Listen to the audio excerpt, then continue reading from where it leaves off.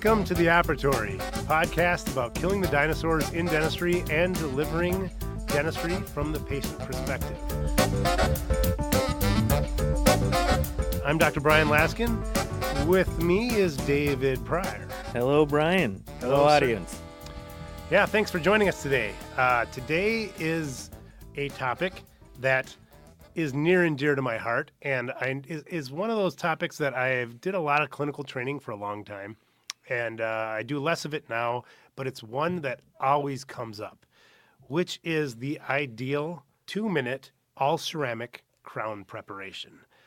Just before we started this podcast, Dave was basically saying how I am an obsessive freak about time. Yes, that is 100% true. It permeates your life. It's not just in your practice. It is in every aspect of your life. You are very conscious about your time being wasted. Yes, and I always have been. Yes. Actually, not always. There was a moment in time in college where I became obsessive about time. And now this is like therapy right now. I should be lying down and you can sip your Red Bull and judge me as it were. But I was doing research in college, and one of my fellow researchers was going to a lunch with the professor, and she was getting $15 million in grant money from this group of people, which was a tremendous amount of money for this group. And let's say it was at 11 o'clock in the morning. They were sitting there, and then at 11:15, she said, "Let's go." And my friend said, "What are you talking about? They're not here yet." And she said, "I don't wait longer than 15 minutes for anybody."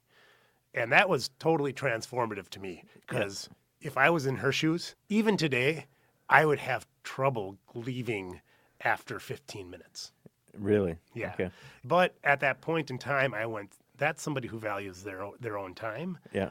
And, you know, as you know, even my friends, if they're late, I do not keep it quiet. Yeah, you let them have it. Yeah, because I do value time. I think time it's our most limited resource. Yeah. Right? I mean, we're only on this planet so long, and I want to squeeze everything out of this orange that I can. And part of that is utilizing our time wisely. So thanks for utilizing some of your time with us today. Hopefully I'll make it worthwhile. And part of that is being efficient in dentistry.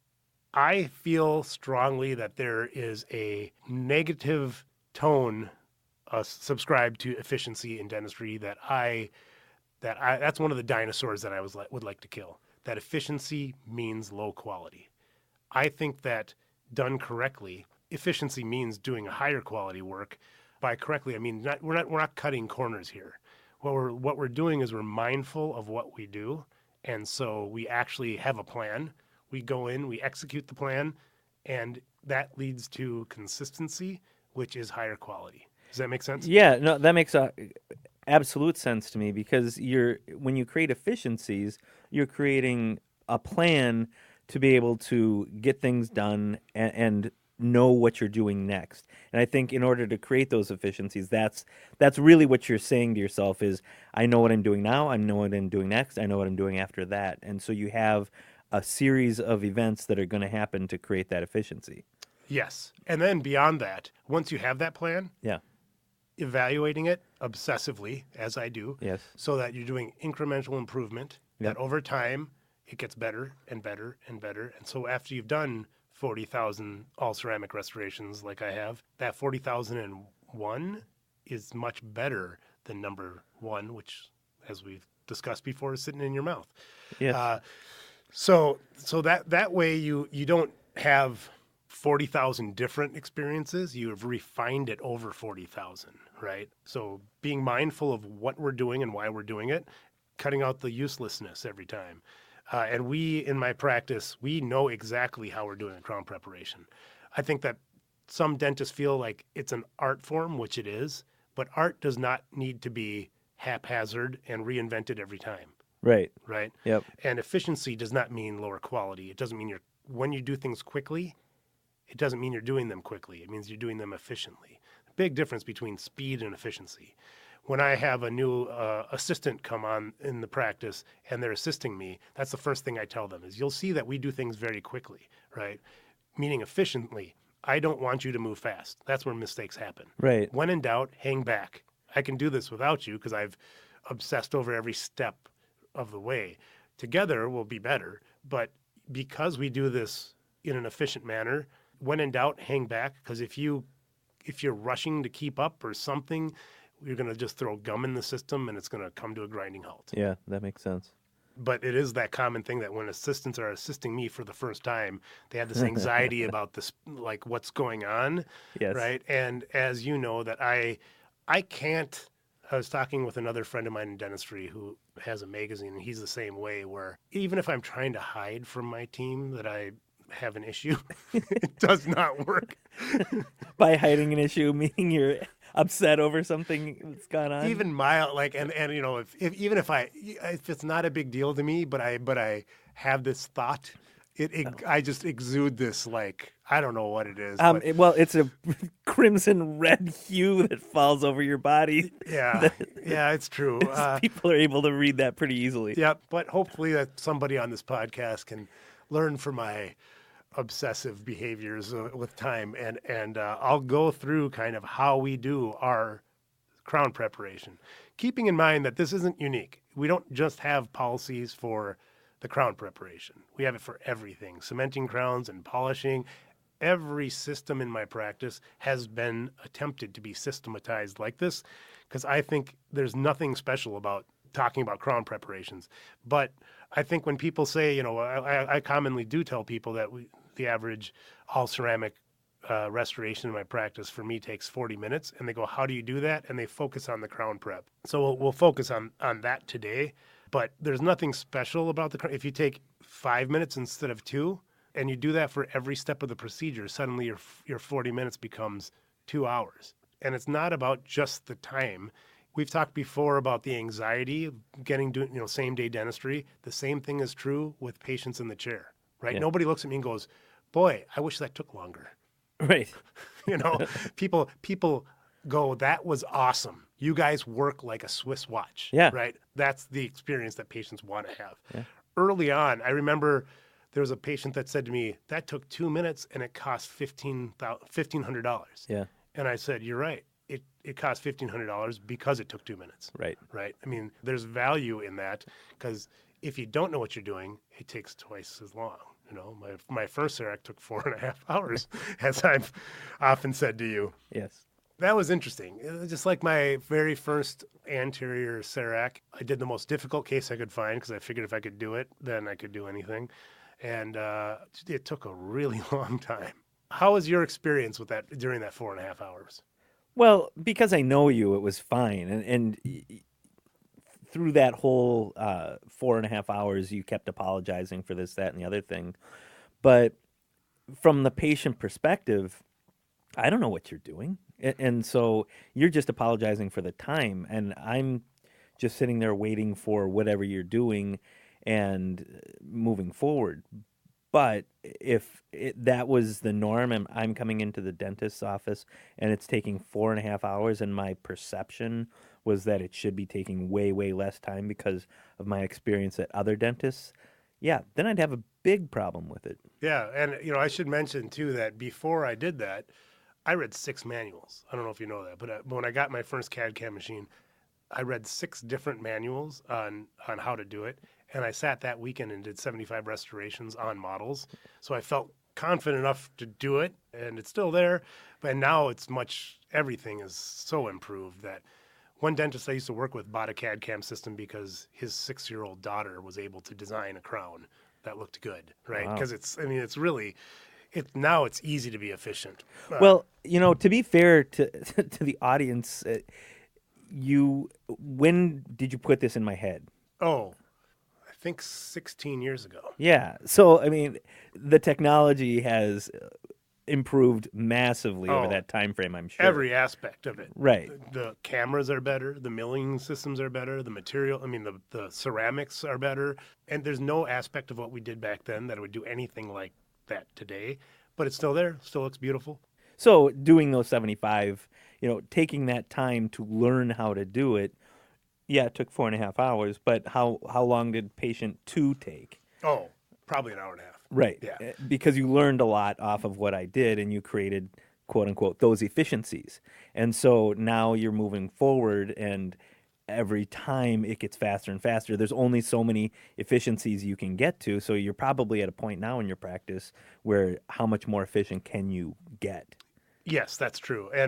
But you need to keep the beginner's mind, and there's always things that you can do to improve. I'm sure there's aspects that we do this week that are probably different than last week. And we weekly, I think we should have another podcast on meetings, because we have tons of meetings. But the difference between a good meeting and a bad meeting is prioritization and how you handle the time.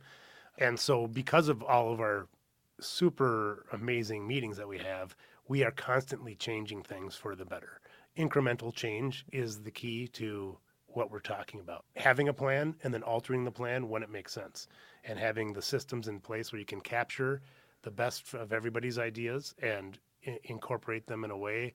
We have 7 dentists now, and so there's lots of good ideas, and being able to take those ideas and put them in place in a way that everybody benefits and still stays on the same page incrementally over time is kind of the key.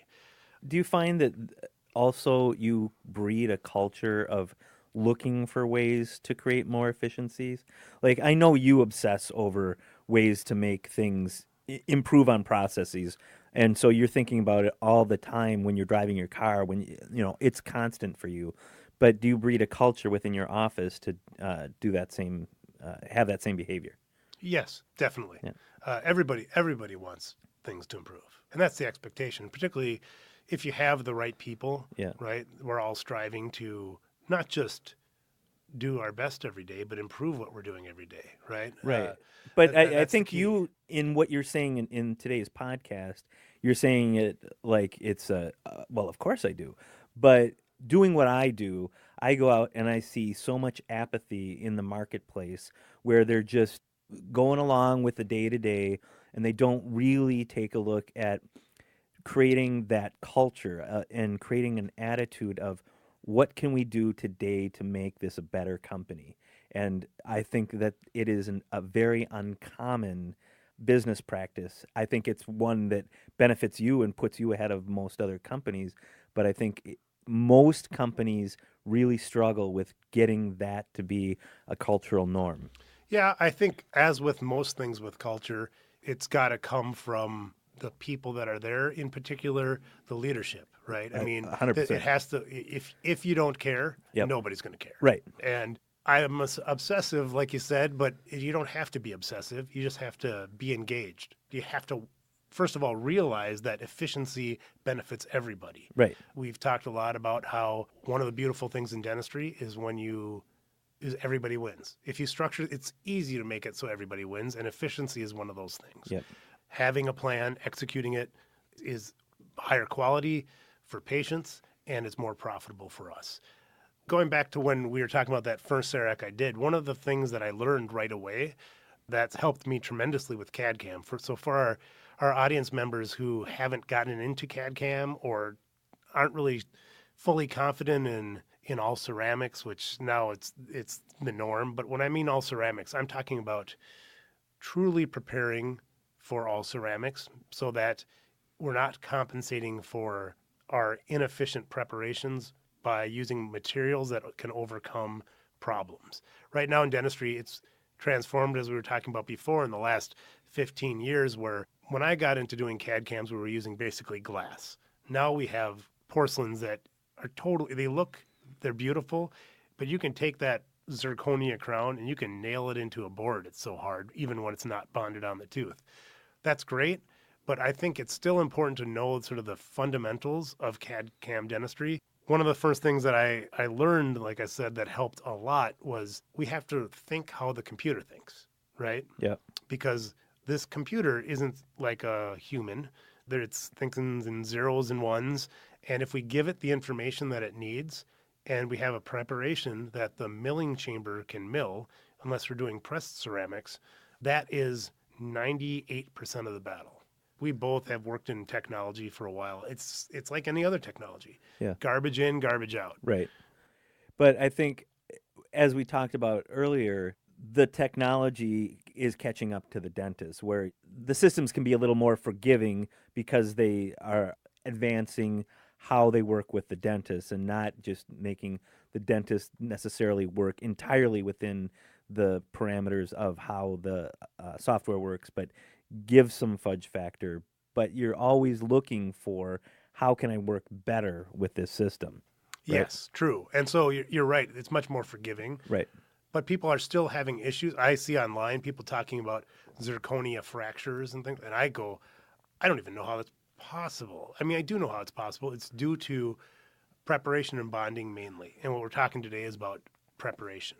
And so I'll kind of go through it, the ideal crown preparation. And it'll be interesting to kind of hear your perspective as a patient, Okay. because you've never prepared a tooth before. No. You probably don't know half of what I'm talking about. So I'd love for you to ask questions kind of for those, because maybe there's some hygienists or assistants that just haven't had the training listening today. So I think it'd be valuable to kind of hear if I need to clarify something, because to me this is normal language. For you it might not be. So and it's also weird to kind of talk about. It's going to take me longer to talk about doing what I do than actually do it.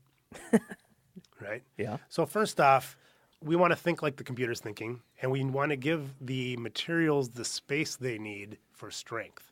So I'm going to describe an all ceramic preparation, not for zirconia, that doesn't need the space. So Dave, when we're talking about porcelain ceramics, Yep. if you think of like a porcelain tile, Yep. you can break it in your hand, Yep, right? yep. But if you bond it to the floor, you can drive over it. Yep. And the amount of space that we need in what's called the central groove, which is the deep part of your tooth, Yeah. in a molar, that we need for the porcelain to have strength is 1.5 millimeters. Okay. Okay. Does that sound like a lot of space? No, that does not sound like a lot of space. Well, it feels like a lot of space to dentists who aren't used to giving that amount of space, Yeah. right? Because it feels like you're just grinding away a whole bunch of tooth that you're not used to doing. Right.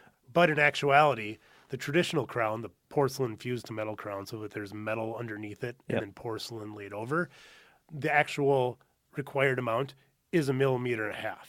1 millimeter for the porcelain and 0.5 millimeter for the metal. The difference is that that's more forgiving, so dentists aren't used to giving that much space. Yep. Does Okay. that make sense? Yep. I mean, you've told me in the past that there's times that you work in hundredths of a millimeter. Yeah. And so I get that in your world, 1.5 millimeters is a huge chunk of tooth. Yep. It's not it feels like it. Yeah. When you're not used to doing it, it Yeah. feels like you're just decimating teeth. Right. And I've done 40,000 of these now and had less than 0.1% of fractures, and we're talking using materials back 16 years, and not over all of the restorations, and it comes down to, in large part, good preparation. And so we need to give the materials the space they need, unless we're dealing with the newest ones. But even so, adhering to the properties of, especially for milling, the shortest diameter that we have for a milling burr is 1 millimeter.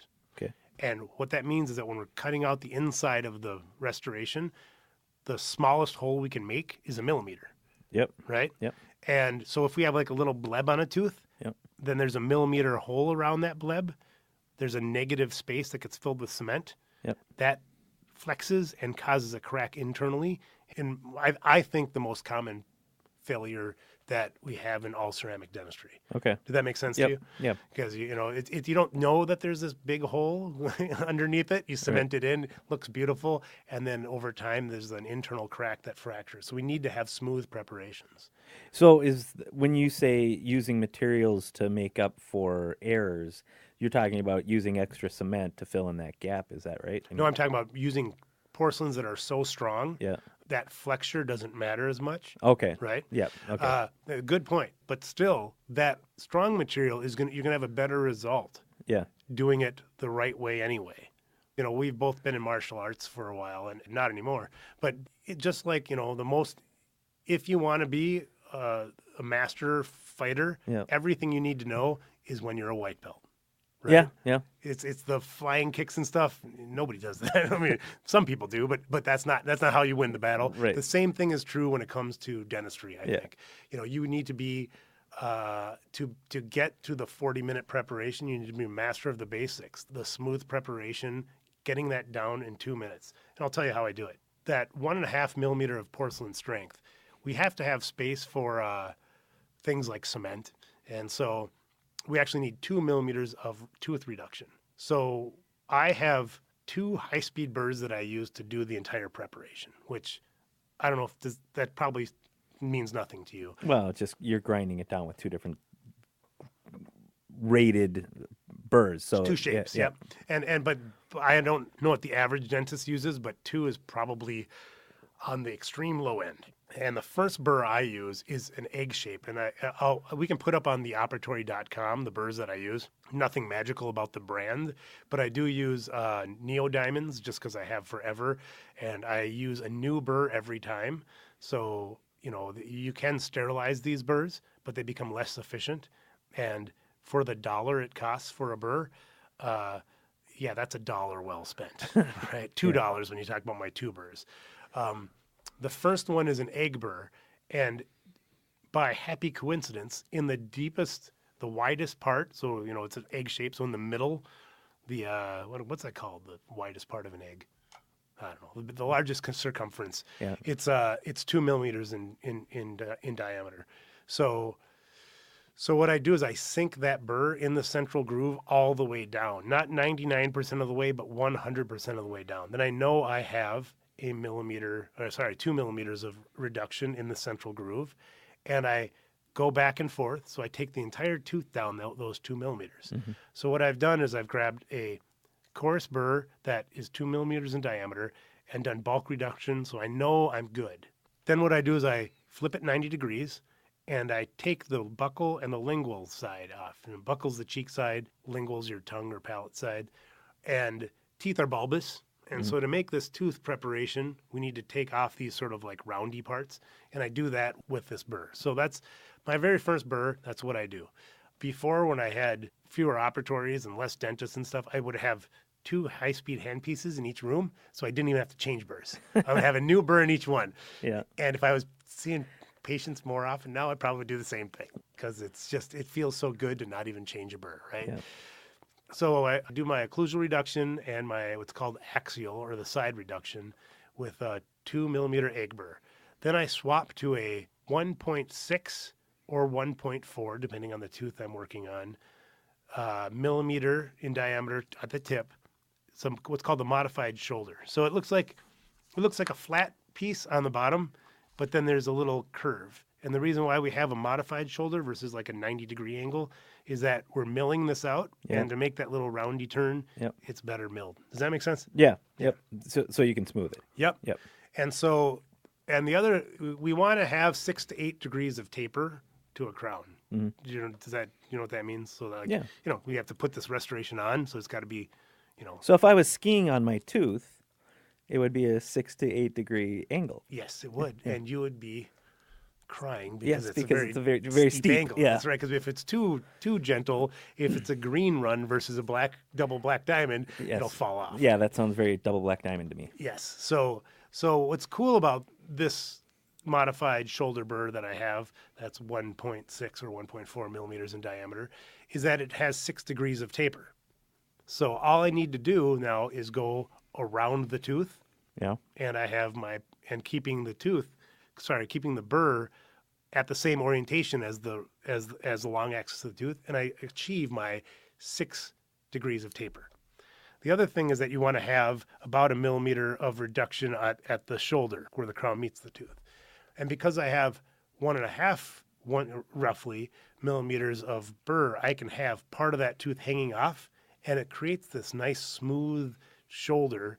And we certainly don't want to have any blebs in the shoulder, because I talked about that if there's a bleb internally, the CAD/CAM machine will make a big hole and it'll get filled with cement. It doesn't do that where the crown meets the tooth. It'll actually undermill because it wants it to seat all the way, and then the crown won't go down all the way. Okay. So it's incredibly important to have a smooth, what's called the margin, where the crown meets the tooth. And that 6 degree taper modified shoulder burr that's wider than my margin needs to be achieves that. Mm-hmm. Does that make sense? Yep.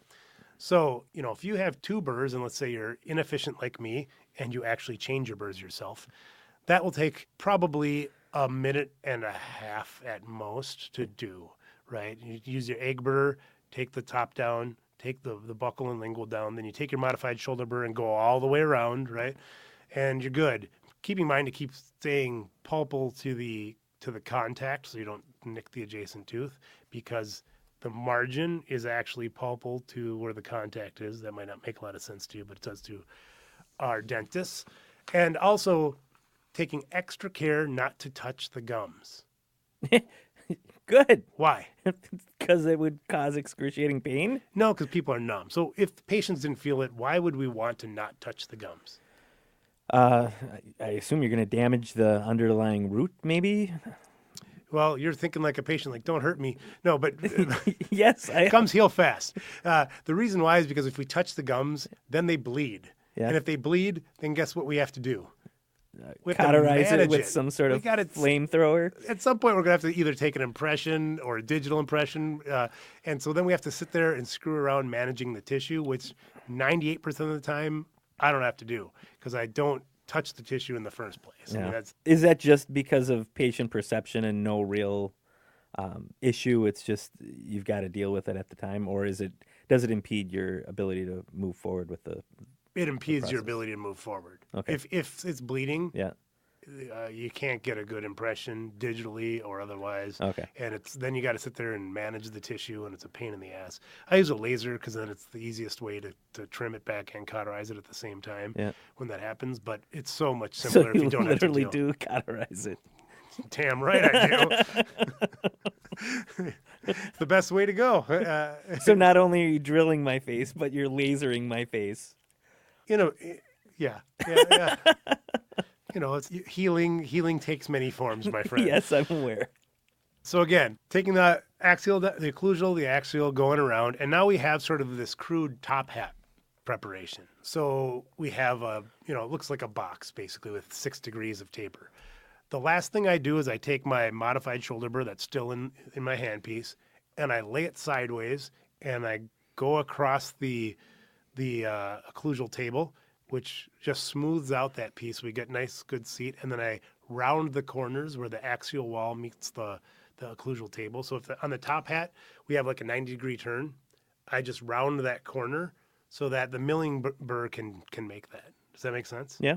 That's the ideal. So that's a tooth that we don't have to remove any cavities or anything, which is how I always start. Start with the ideal, and then you go and remove cavities or whatever you need to do to get the final preparation. Again, takes a lot longer to talk about than to actually do it. No, that makes sense. It would take longer to do that. So, that's my tools and process. I always have a number 6 round burr in my slow speed because that's how I like to excavate caries. But it shouldn't take you longer than 2 minutes to do that. And it's an idealized preparation for an all ceramic restoration. If you want to modify it for zirconia and, sink half of the burr in, that's obviously feasible, or just swap out the modified shoulder burr. You could use the exact same process, inlays and onlays. I have a similar process, basically very similar burrs. But the idea is to look at each procedure you do, look for the right tools to just get there, and then do it quickly and efficiently. Make sense? Yeah, totally. Yeah, and I don't think that's the common way it's viewed in dentistry, but in an ideal world, I think that's the way it should be done. So thank you very much for listening to this episode. Thank you, everyone. Please feel free to let me know what you think. You don't like the way I prep teeth? Let me know. Shoot us an email at theoperatory.com. Subscribe, tell a friend, and rate us. Let us know what you think. Yeah, Thanks for coming. I would love to see feedback on this one. This is our first technical talk, so I'd love to see feedback from the audience on this one. Yes, the ones that are sort of like telling me how I'm brutalizing teeth. Yeah. Yeah. Well, let me know. Have a great day, everyone. Thank you.